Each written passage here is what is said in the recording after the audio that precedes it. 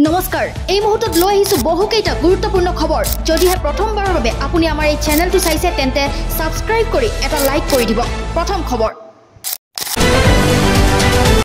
ৰূপহীহাটৰ শিঙিমাৰীত নিখা ভয়ংকৰ ঘটনা নিখা মালবাহী টাটা মোবাইলৰ বাহন ৰখাই 4-5 জনীয়া দুৰ্বৃত্তৰ দলে সংঘটিত কৰিলে হিহৰণকাৰী ঘটনা পৰিস্থিতি উত্তপ্ত হয় ৰূপহীহাটৰ শিঙিমাৰীত নিখা ভয়ংকৰ ঘটনা 4-5 জনীয়া দলৰ হিহৰণকাৰী কাণ্ড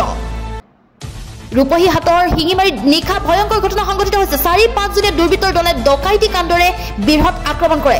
মালবাহী টাটা মোবাইল বাহন ৰখাই অপহৰণ কৰাৰ অপচেষ্টা দুৰ্বৃত্তৰ ভয়ংকৰ আক্ৰমণত গুৰুতৰভাৱে আহত গাড়ী চালক সাদ্দাম হুছেইন বিশ্বনাথৰ পৰা ৰূপহীলৈ তামুল লৈ আহিছিল বাহনখনে দুৰ্বৃত্তৰ আক্ৰমণত গুৰুতৰভাৱে আহত গাড়ী চালক সাদ্দাম হুছেইন আৰু আলী হুছেইন ঘটনাস্থলীত উপস্থিত ৰূপহীহাট আৰক্ষী আৰিফ নামৰ এটা দুৰ্বৃত্তক আটক কৰে নিখা হাজাৰ হাজাৰ মুছলমানে দেখুৱাইছে শক্তি 2026ত চৰকাৰ উফৰাই দিব উচ্ছেদ চলিব হিমানে অধিক ভয়ংকৰ হ'ব প্ৰতিবাদ যিমানে উচ্ছেদ চলিব হিমানে অধিক ভয়ংকৰ হ'ব প্ৰতিবাদ বাক্সাৰ চলিকান্দা ঈদগাহ ময়দানত আমছে সাব্যস্ত কৰিছে বিশাল প্ৰতিবাদ উচ্ছেদৰ মাজতে হাজাৰ হাজাৰ মুছলমানে দেখুৱাইছে শক্তি যিমানে উচ্ছেদ চলিব হিমানে অধিক ভয়ংকৰ হ'ব প্ৰতিবাদ উচ্ছেদ বন্ধ নকৰা পৰ্যন্ত প্ৰতিবাদো বন্ধ নকৰাৰ হুংকাৰ আমছুৰ নেতৃত্বত ওলাই আহিছে হাজাৰ হাজাৰ লোক সভাৰ মাজত লাইট বন্ধ কৰি মোবাইলৰ ফ্লেছ জ্বলাই সাব্যস্ত কৰে প্ৰতিবাদ বাক্সাৰ চলিকান্দা ঈদগাহ ময়দানত আছিল আমছুৰ শপত গ্ৰহণ অনুষ্ঠানতে আমছুৱে সাব্যস্ত কৰে তীব্ৰ প্ৰতিবাদ নিখা আমছুৰ নেতৃত্বত হাজাৰ হাজাৰ মুছলমানে সাব্যস্ত কৰিছে প্ৰতিবাদ 1 অক্টোবৰৰ পৰা সলনি হ'ব ৰেচন লোৱাৰ নিয়ম ৰেচন কাৰ্ডৰ লাখ লাখ হিতাধিকাৰীৰ বাবে ডাঙৰ খবৰ সম্পূৰ্ণ নতুন পদ্ধতিৰে ল'ব লাগিব ৰেচন মুঠ 4বিধ সামগ্ৰী লাভ কৰিব ৰেচন কাৰ্ডৰ গৰাকীয়ে নতুনকৈ ৰেচন কাৰ্ডৰ বাবে আবেদন কৰা সকলৰ বাবে ডাঙৰ খবৰ 1 অক্টোবৰৰ পৰা নতুন পদ্ধতিৰে লাভ কৰিব ৰেচন চাই লওক কি নিয়ম আছে নতুনকৈ ৰেচন কাৰ্ডৰ আবেদন কৰা সকলৰ বাবে ডাঙৰ খবৰ 1 অক্টোবৰৰ পৰা নতুন পদ্ধতিৰে লাভ কৰিব ৰেচন চাই লওক কি নিয়ম সম্পূৰ্ণ নতুন পদ্ধতিৰে ল'ব লাগিব ৰেচন চাউলৰ লগতে প্ৰতিগৰাকী হিতাধিকাৰীয়ে পাব চেনি দাইল আৰু নিমখ মুঠ 4বিধ সামগ্ৰী লাভ কৰিব ৰেচন কাৰ্ডৰ গৰাকীয়ে বজাৰ দৰতকৈ কমকৈ লাভ কৰিব ৰেচন প্ৰতি কেজি চেনি লাভ কৰিব মাত্ৰ 38 টকাত প্ৰতি কেজি মচুৰ দাইল লাভ কৰিব মাত্ৰ 69 টকাত প্ৰতি কেজি নিমখ লাভ কৰিব মাত্ৰ 10 টকাত কেৱল ইমানেই নহয় 700 টকাত লাভ কৰিব ৰন্ধন গেছৰ চিলিণ্ডাৰ ইয়াৰ উপৰি যদিহে আপোনাৰ উজ্জ্বলা গেছ কানেকশ্যন আছে মাত্ৰ 250 টকাতে পাব চিলিণ্ডাৰ কিন্তু এই ৰেচন সংগ্ৰহৰ সময়ত বাধ্যতামূলকভাৱে দিব লাগিব ফিংগাৰপ্ৰিণ্ট থানালৈ যাওঁতে আৰক্ষীয়ে দুৰ্ব্যৱহাৰ কৰিছে নেকি চেকিং কৰাৰ সময়ত আৰক্ষীয়ে দুৰ্ব্যৱহাৰ কৰিছে নেকি দুৰ্ব্যৱহাৰ কৰিলে দিয়ক অভিযোগ আৰক্ষীৰ ব্যৱহাৰক লৈ কঠোৰ মুখ্যমন্ত্ৰী ডক্টৰ হিমন্ত বিশ্ব শৰ্মা আৰক্ষীৰ সাধাৰণ জনতাক দুৰ্ব্যৱহাৰ কৰিছে নেকি আৰক্ষীয়ে সাধাৰণ জনতাক দুৰ্ব্যৱহাৰ কৰিছে নেকি দিয়ক অভিযোগ হাৰি নাযাব আৰক্ষীয়ে দুৰ্ব্যৱহাৰ কৰিছে নেকি মুহূৰ্ততে চাকৰি যাব আৰক্ষীৰ ব্যৱহাৰক লৈ পুনৰ কঠোৰ মুখ্যমন্ত্ৰী কোনো সাধাৰণ জনতাক দুৰ্ব্যৱহাৰ কৰিলে লোৱা হ'ব কঠোৰ ব্যৱস্থা আৰক্ষীয়ে কোনো সাধাৰণ জনতাক দুৰ্ব্যৱহাৰ কৰিব নোৱাৰিব দুখী সাব্যস্ত হ'লে আৰক্ষীও হাৰি নাযাব জনসাধাৰণৰ সৈতে আৰক্ষীয়ে কৰিব লাগিব ভাল ব্যৱহাৰ আৰক্ষীয়ে দুৰ্ব্যৱহাৰ কৰিছে নেকি মুহূৰ্ততে চাকৰি যাব আৰক্ষীক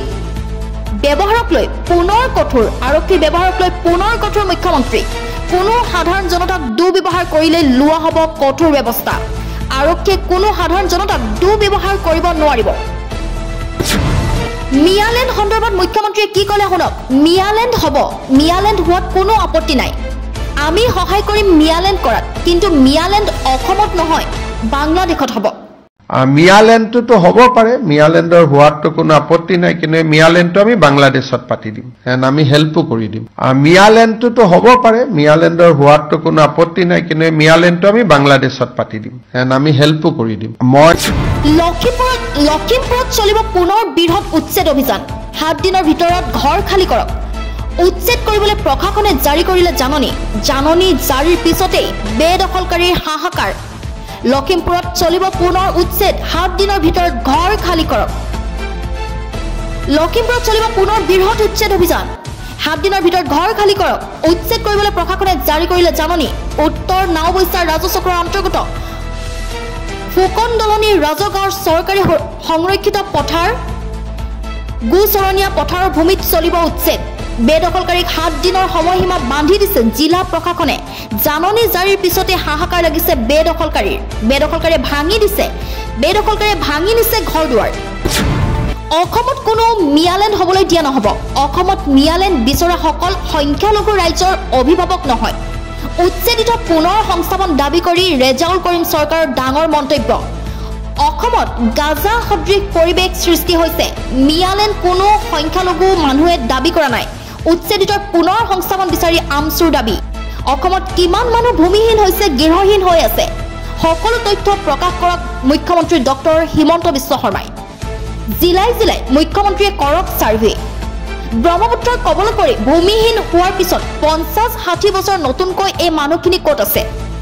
মুখ্যমন্ত্ৰীয়ে তাৰ ওপৰত কৰক ছাৰ্ভে অসমত গাজা সদৃশ পৰিৱেশ সৃষ্টি কৰিছে মুখ্যমন্ত্ৰীয়ে কৰা অন্যায় অত্যাচাৰৰ আমি বিৰোধিতা কৰিছোঁ মানুহ হিচাপে জীয়াই থকাৰ অধিকাৰ দিয়ক সংবিধানে দিয়া অন্ন বস্ত্ৰ বাসস্থান এই অধিকাৰখিনি সকলোৱে পাব লাগে উচ্ছেদিতক শীঘ্ৰেই ভূমি প্ৰদান কৰক মিয়ালেণ্ড কোনো সংখ্যালঘু মানুহে দাবী কৰা নাই এইটো এটা অবান্তৰ কথা আমি বৃহত্তৰ অসমীয়া জাতিৰ এটা অবিচ্ছেদ্য অংগ অসমবাসীৰ লগত আগুৱাই যাব বিচাৰোঁ এনে দাবী কৰা লোকৰ বিৰুদ্ধে চৰকাৰে ব্যৱস্থা গ্ৰহণ কৰক সংখ্যালঘু লোকসকলক জীয়াই থকাৰ অধিকাৰ দিয়ক প্ৰাপ্য অধিকাৰ যেতিয়ালৈকে নাপাওঁ তেতিয়ালৈকে এই আন্দোলন চলি থাকিব গৰজি উঠিছে এনেদৰে আমচু